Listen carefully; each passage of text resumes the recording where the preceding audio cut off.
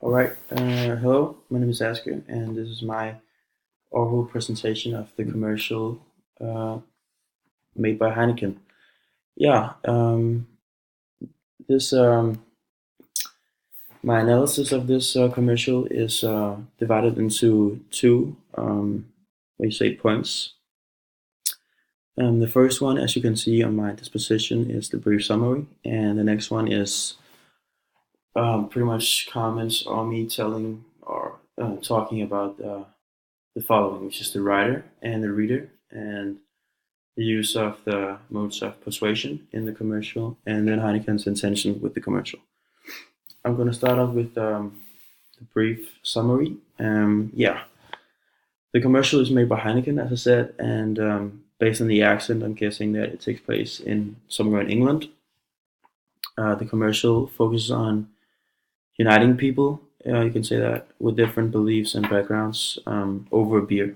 Um, the commercial starts with, I think it's three pairs of two people meeting each other, and these two people know pretty much nothing about each other. Then they're supposed to work together on constructing this bar table, you might say.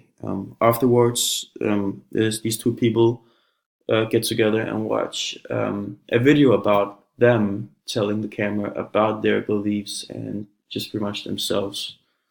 And it finds out that the human being they are in the room with have completely different beliefs and thoughts that they have, and now they can either decide if they want to get out of the room and not speak to this human being again, or to sit down at this bar table and have a beer, a Heineken beer, and discuss their beliefs over a beer. And luckily, everyone chooses to stay and have a beer and discuss their beliefs. Now I'm going to move on to comments on the following. The writer is, of course, Heineken. Not much to say about that. The reader is pretty much everyone who watches this video.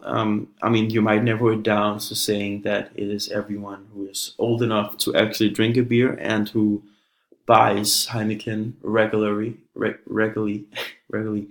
Um, yeah. The use of the modes of persuasion. In this commercial, the writer definitely uses pathos the most, I think.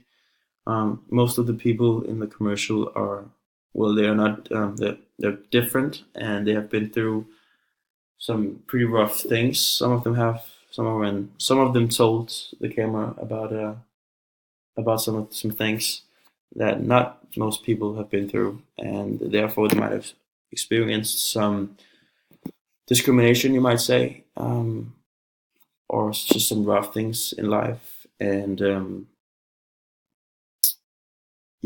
therefore you feel a lot of pathos, and the writers are not afraid to show that throughout the commercial. By doing that, or by showing that, they also use ethers. As a reader, you immediately feel some kind of sadness or pity for these people. The writers are really good at building these characters in a trustful way, so you, as a reader, immediately trust them, and you feel for them.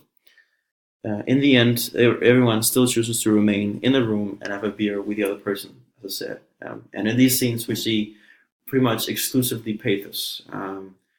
The reason for this amount of pathos in the commercial is pretty much for the writers to reach out to the readers' hearts or their feelings and their emotions. And they do a pretty good job on that.